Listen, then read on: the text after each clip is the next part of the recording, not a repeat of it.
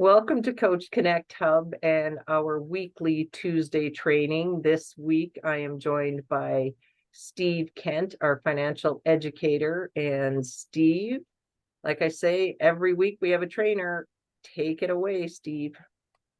All right. Thank you, Sam. I appreciate the opportunity.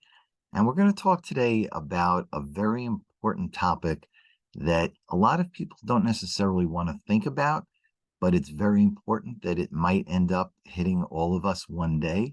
So let me share my screen. And we're going to talk today a little bit about long-term care. And while it hits, or potentially will hit everyone, we're going to really hone in a little bit on the effect on women and families, because that's really where a lot of the burden falls that most people aren't aware of or don't think about. But before we get on long-term care, let me tell you a little quick story about why I'm so passionate about this topic and what it meant to me and my family. Around 30 years ago, I met a couple who they were in their 60s, very healthy, active, both working. And I said to them, would you, or would it make sense if you planned for life in the event down the road when you're not so healthy? And they looked at me and said, no. Well, 10 years later, I met that same couple and we had that same conversation. I said, now you're in your mid 70s. Doesn't it make sense to plan for down the road when you're not so healthy? And they again gave me the nope. Well, 8 years later, the male at 82 was diagnosed with Alzheimer's, went from a healthy young man. They took away his driver's license. He was confined to a wheelchair. Then he was confined to a bed, and he passed away at 88. Now, in those 6 years, that couple used most of their retirement savings to provide 24/7 home care for him. When he passed at 88, she lived another 5 years. And in those 5 years, every month was a decision. Does she pay the rent? Does she pay utilities? Does she buy food? Because the money that they had was already used up. That couple I just told you about was my parents. That's why I am so passionate again about this topic and making people aware of the potential that is out there if you don't plan for the future. So let's get started and let's talk about what is long-term care. What makes it up? We hear the term, but we don't necessarily know what it is. Well, what it is that a person is unable to perform without assistance from someone else at least 2 of 6 daily living activities. Those activities are eating, bathing, dressing, transferring, toileting, or continence. Now, the way somebody would qualify for long-term care is they would have to go to an accredited doctor. They would have to say, yes, this individual cannot do at least 2 of these 6 things, and put out a whole plan of how the person is going to be taken care of. That's how someone qualifies. Another way is if someone has severe cognitive impairment, which could be Alzheimer's or dementia. So again, we hope we don't get there, but this is what qualifies someone to be in the long-term care category. Now, people say, I'm healthy. I'm vibrant. My brain is there. My body's there. Everything's good. I'm never going to need this. But we don't know, because nearly 70% of people over 65, 7 in 10, are going to need long-term care. And what's more, 40% of people between 18 and 64 need long-term care. And you're going to sit there and say, how is that possible? They're young, they're healthy. But long-term care when you're younger could be an accident, a sports injury, a slip and fall. If you sneeze wrong, your back can go out. It could be any number of things. This is what qualifies people for long-term care. So while we all hope that we're in that 30% that doesn't need it, the odds are we're going to be in the 70% that does. So again, keep this in mind. Now, we all say, okay, so we need long-term care. How much can it possibly cost? How much I go to a doctor, I pay a deductible. How much can long-term care cost? Well, you'd be surprised. 73% of people that need long-term care have a home health aide. 18% go into an assisted living facility, and 9% go into a nursing home.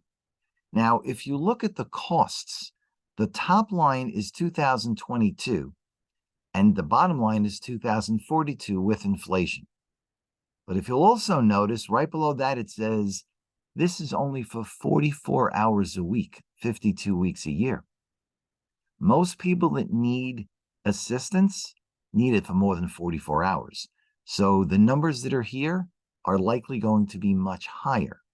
Now, you're also going to say, those are really high numbers. I will tell you, those are averages across the country. On the East Coast, New York, New Jersey, on the West Coast in California, those numbers are higher.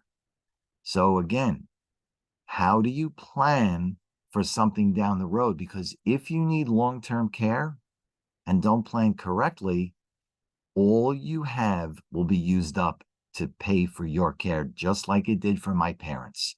Again, don't be in that position. Now, the reason we focused on women, because typically 61% of unpaid caregivers are women. Now, could be a spouse, a daughter-in-law, middle-aged, employed full-time. But if you're employed full-time, how do you give full-time care to somebody? So that puts in question your full-time ability. Men are maybe more involved in the past, but women are more likely to do the difficult tasks, lifting people from the bed to the wheelchair, from the wheelchair to the toilet and into the shower. So women are doing the more difficult tasks, even though men in many cases are stronger. Now, female caregivers also, because they may be giving full-time care to someone, they're going to have to cut their hours, maybe pass up promotions, maybe even have to quit their jobs, retire early. That puts the burden on the woman. Excuse me. How do they take care of themselves financially down the road when their income is gone? Now, the lasting financial effect, as I just mentioned, if you can't increase your hours, you may end up going for a lower paying job with lower wages, or having a poor benefits to your job. It's a challenge, again, when you're alone. Also, if you consider the high divorce rate and women may be more alone than before, you need to take care of not only yourself, but also the person that you're providing the care to on long-term care. And women are 2.5 times more likely to end up in poverty because they don't have the income and they're using their whatever they have savings to pay for that person. It's a challenge. And again, it's a lot on the women's side because statistically, that's where it goes. Now, there are a lot of common misunderstandings that people have about long-term care. One of which is health insurance. It'll pay for it. And no, it won't, because Medicaid will only pay if you have assets less than $2,000. Nobody knows when long-term care is going to happen, but they do a 5-year look back. So if something happens and you're going to need long-term care and you start moving money around, the government is smarter than us. They're going to find that and use that money first before they kick in. There's also limited nursing home selections in Medicaid. And articles are out there all over that if you need Medicare or if you need Medicaid, you don't want to be in a government-provided Medicaid facility. Then you have Medicare. Now, that requires multiple things. You need to be in a hospital for at least 3 days before you're allowed to go into a Medicare facility. You have to be admitted within 30 days. Medicare will also pay 100% of your cost of that nursing home only for the first 20 days. The next 80 days, you have to pay $200 per day in 2023, and it's going up next year, and Medicare pays the balance. So for 80 days times 200 days, do you have $160,000? I don't. Or even if that's 16,000, whatever that number is, that's a lot of money that people don't have. And after 100 days, the entire cost is borne by you. Who has that kind of money? Which again, lack of planning. Long-term disability, people say, well, that'll pay for it. But long-term disability is only for employment-related injuries or income or expenses for lost income from the job. But if you have long-term care, it's not part of the job. Long-term disability is not an option. So again, it's that coverage that is so important to plan for it. Now, we're going to talk for a second about a long-term care tax. And you're going to say, what is a long-term care tax?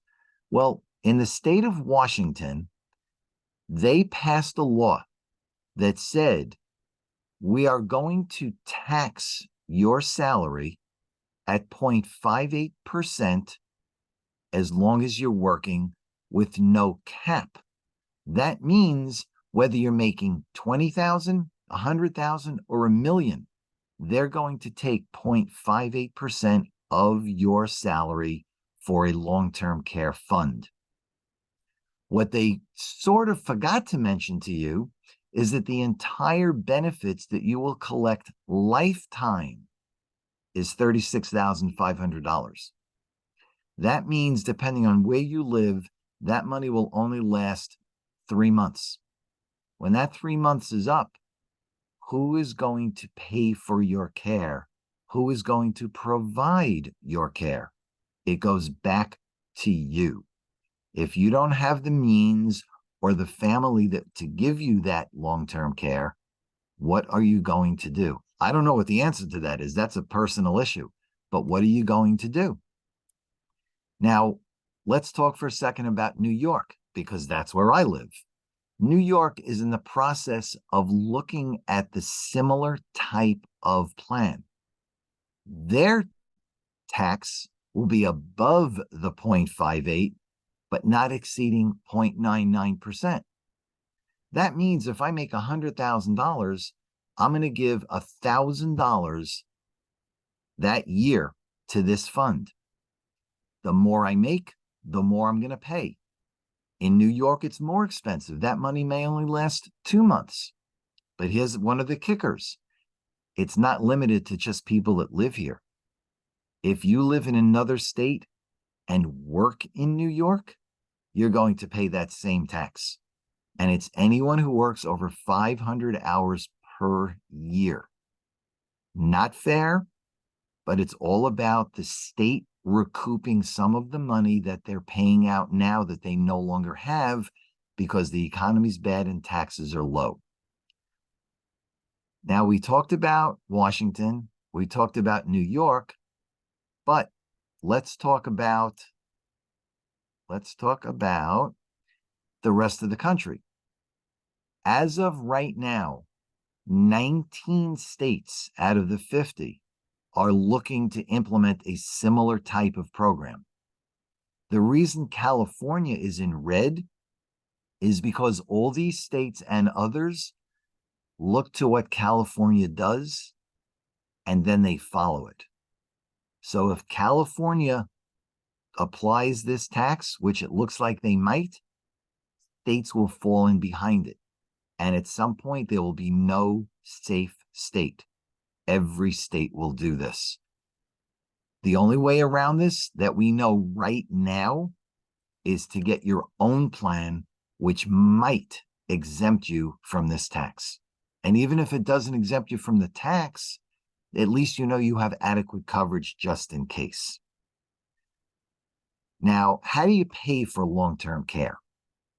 There are a couple of ways to do this. One is you can self-fund. That means that if you use personal savings, it's dollar for dollar. So if you have a $15,000 a month payment to a nursing home, that comes out of your personal savings as $15,000. If you have rental income and you use some of that income to pay for long-term care, there's a tax impact. If you use investment accounts, there's a tax impact. If you use retirement accounts, you need to take money out earlier than you probably wanted to. Then you have to pay federal and state tax. In that case, you're going to take $1.47 out of retirement for every dollar that you need to pay for long-term care. If you do the math, how long will your retirement last if you're taking out $1.47 for every dollar you need? That's the challenge again that we're faced. Now, long-term care insurance, there are two types. There's the traditional type, which isn't really offered much anymore because the traditional type said you're going to pay X dollars for long-term care. If you then submit a bill for long-term care, the insurance company will then say, I'll approve it or not. There's also the fact that the traditional says if you don't use the long-term care benefit, all that money you paid in is gone. It's a use it or lose it type of proposition.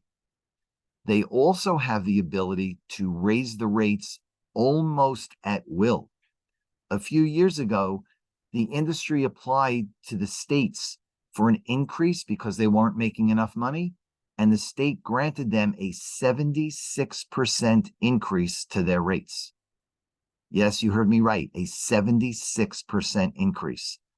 That becomes unaffordable, which is what the insurance companies wanted. They wanted you to drop the policy so they kept all that money you paid them all those years. They were not silly in what they were doing. There was a calculated plan. Then we have the modern type of long-term care, which we'll talk about in a second. There are also two different types of claims methods. From the reimbursement side, you need a receipt. You have to go to a certain doctor, get a receipt, you file the claim, a lot of restrictions, and the insurance company will say yes or no to pay that claim, and you have no recourse if they say no.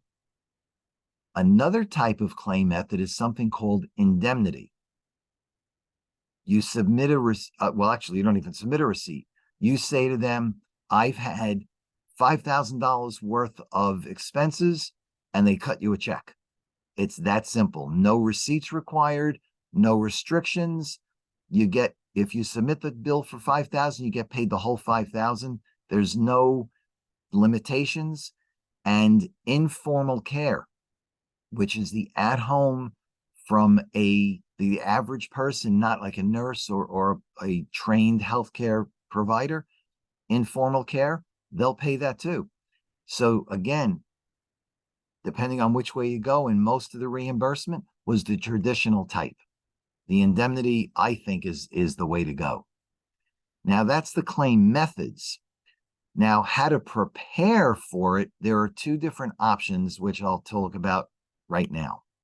The first option is something called an IUL, which is an indexed universal life policy, which is out there. It's the most popular policy right now. It has about 30% of the market.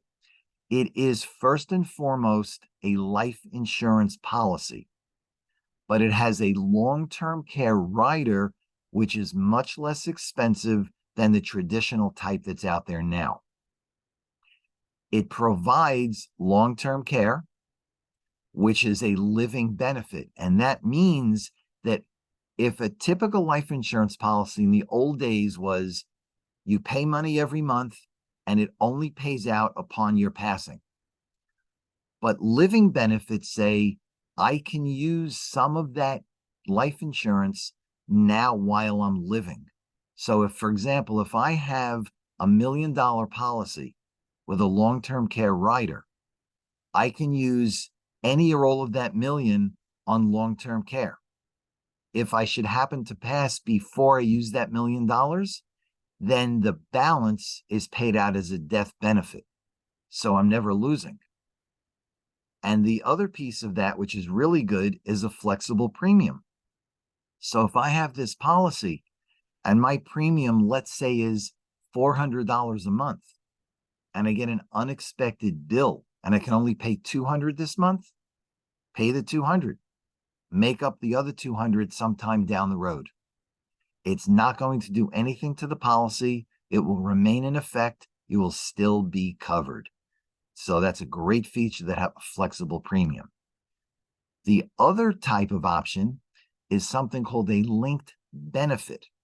This type is a long-term care policy with a small death benefit attached.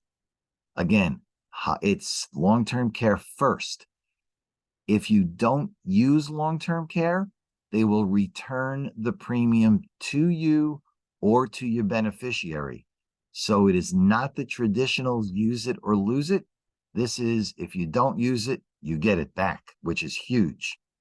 It's inflation adjusted.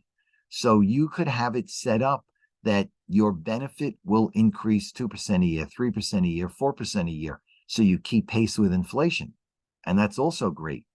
The other thing here, you can pay it up in 10 years or less. It is paid up. You're done. They cannot ask for more money. Your rates will never go up. Once you lock into a payment, it stays. They can never ask for an increase.